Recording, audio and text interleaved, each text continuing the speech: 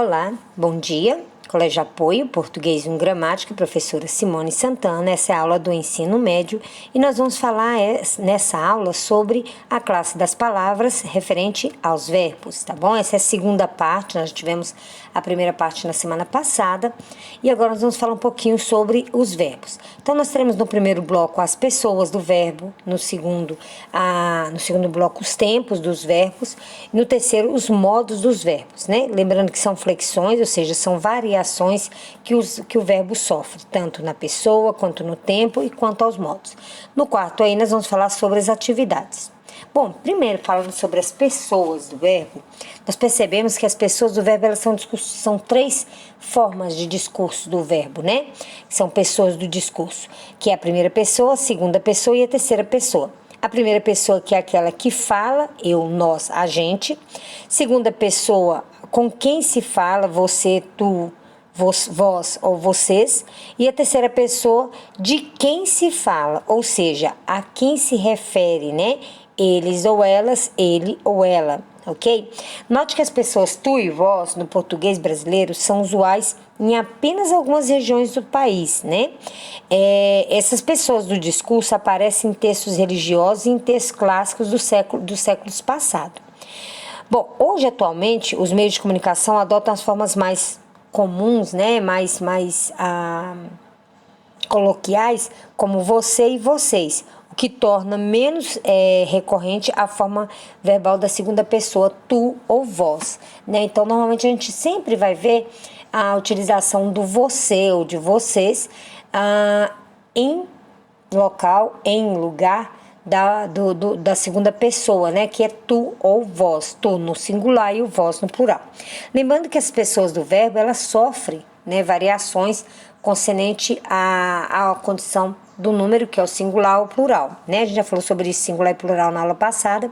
Então, nós temos a primeira pessoa do singular e a primeira pessoa do plural. A segunda pessoa do singular e a segunda pessoa do plural. A terceira pessoa do singular e a terceira pessoa do plural, né? Bom, percebe-se isso quando a gente vai para essa tabelinha aqui, ó. Quer ver? Olha só. Então, tá vendo? Ó, o eu, no singular, a primeira pessoa é eu, tu, ele ou ela. E no plural é nós, vós, eles ou elas, ok? Então, aí nós podemos perceber que nessa tabelinha fica bem evidente essa distinção, né, das pessoas do verbo, né, concernente do discurso, né, tanto no singular quanto no plural. Vai haver uma mutação, uma flexão aí do verbo, né, quando ele estiver tanto na pessoa quanto no numeral, que é singular ou plural, ok? Bom, nas flexões de tempos dos verbos, nós vamos ver aí que existe três tipos de verbos, né? Três tempos, digamos assim. Nós falamos sobre o presente, que é o que está acontecendo, né, no momento, o pretérito, que é algo que já passou, e o futuro, algo que ainda está por vir, né? Então, nós temos aí os exemplos de três frases que estão no livro de vocês, que ajudarão vocês a compreender um pouquinho essa utilização do verbo, né, referente ao tempo, passado, presente e futuro. Lembrando que passado a gente né, formalmente usamos pretérito e não mais a forma coloquial como passado, tá bom? Bom, então vamos lá, olha só. Quando nós vemos essa estrutura do verbo em relação a os tempos do verbo, nós vamos falar que o passado é anterior ao agora, o presente ao agora e o futuro posterior ao agora. Aí nós entramos nas flexões dos modos dos tempos, tá? Então nós temos aí os modos, e esses modos do verbo, ele vai sofrer algumas variações concernente à sua estrutura. Olha só. Os modos verbais são aqueles que indicam as possibilidades do falante frente à situações, elas podem acontecer de forma certeira, ou são hipotéticas, ou ainda decorrentes de pedidos ou ordens. Olha só, quando elas são certeiras, a gente chama isso de modo indicativo. Quando elas são hipotéticas, é algo assim que não está garantindo, não é uma coisa certeza, né? É uma hipótese. Então, são chamados de subjuntivos. E as que são decorrentes de pedidos ou ordens são chamados de verbos no imperativo, né? Que são pedidos, solicitações ou ordens. A flexão do modo indica possíveis atitudes do falante em relação ao fato, conteúdo enunciado, e relacionada também ao tempo verbal, na sua maioria das vezes. Olha só, nos tempos verbais nós temos aí 3 tempos, o primeiro, o segundo e o terceiro. O primeiro modo indicativo, o terceiro modo subjuntivo, o segundo modo subjuntivo, o terceiro modo imperativo. Lembrando que o modo indicativo é aquele que apresenta a ideia de certeza, que aconteceu no passado, que vai acontecer no futuro ou que está acontecendo. Já o modo subjuntivo, ele apresenta uma ideia, né, uma sugestão, uma hipótese, mas não é garantido, tá? E no imperativo vai apresentar aquela questão de ideia, de ordem, de solicitação ou de pedido, ok? Então, esses 3 tempos do verbo, é interessante nós percebermos que ele vai fazer com que o verbo ele tenha uma ação, né, da oração, ele tenha uma condição já pré-definida, né? Se ele está no tempo do indicativo, é o que pode acontecer no futuro, o que está acontecendo, o que já aconteceu. Já quando ele está no subjuntivo, é uma coisa que está assim, não é certeza, é se, quando, né? Então é uma coisa meio que ainda vaga, não é garantido, né? E no imperativo é aquilo que é uma solicitação, que é um pedido, que é uma ordem. Bom, as flexões do modo e tempos do verbo, agora vamos à mão à obra. Vamos identificar cada modo e os tempos dos verbos. Vamos lá? Então, olha só. No modo indicativo, ele tem a ideia, né, de ser algo que vai acontecer, tá bom? Bom, já falei sobre vocês, e o modo indicativo ele divide-se em 3 tempos, o passado, o presente e o futuro. Lembrando que o presente é somente uma forma conjugal, uma forma de conjugação, né? Já o pretérito ele pode ser perfeito, imperfeito e mais que perfeito. Já no futuro, o futuro é o do pretérito e o do presente. No modo indicativo, nós temos aqui o presente, que ele enuncia algo que acontece agora, né? Já o modo do futuro, ele tem 2 formas. Ele tem o futuro do presente e ele tem o futuro do pretérito.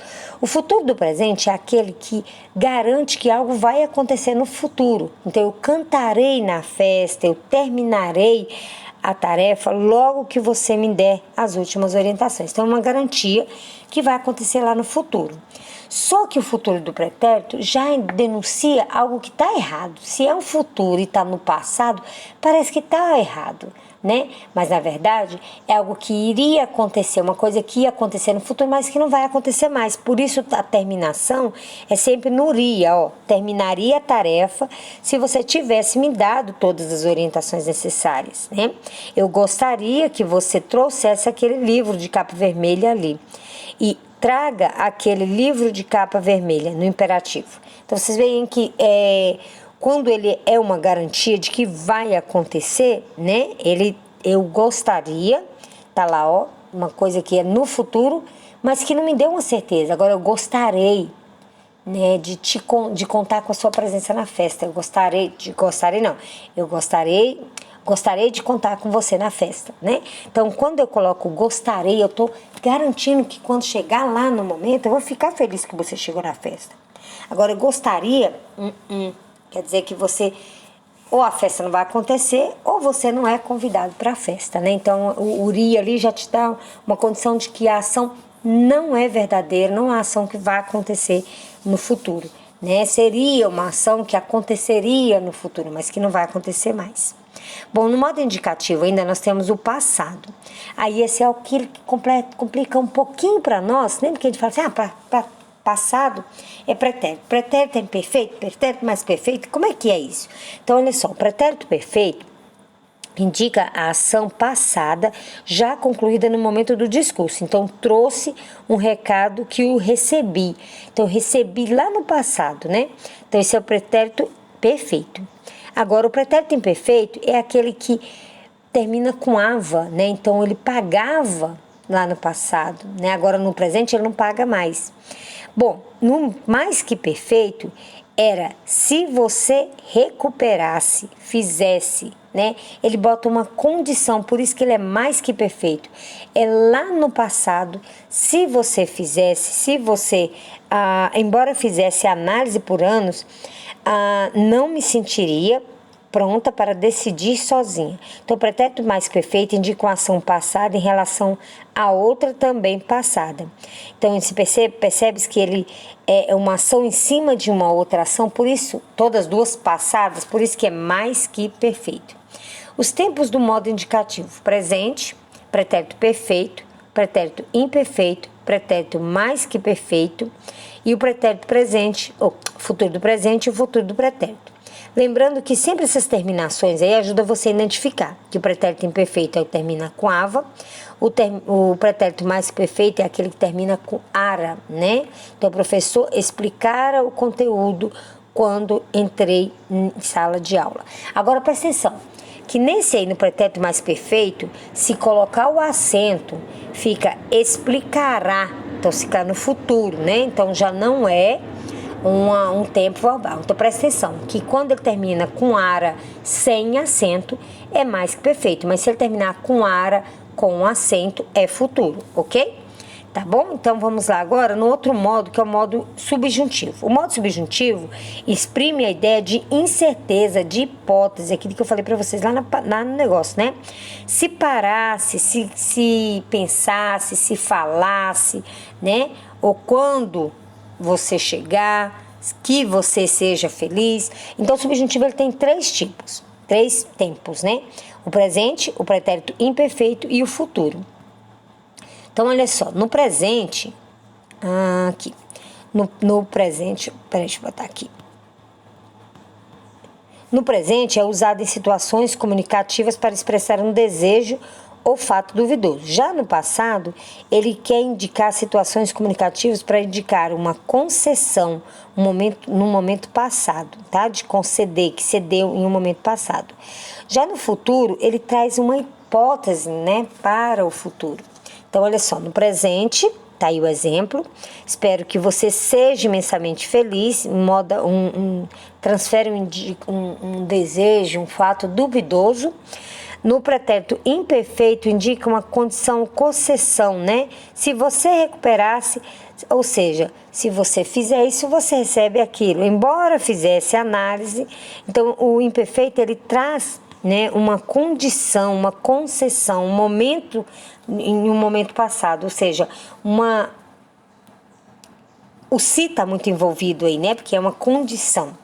No futuro, ele já traz uma situação de hipótese, de dedução, né, se chegarmos cedo, poderemos jantar, quando chegarmos cedo,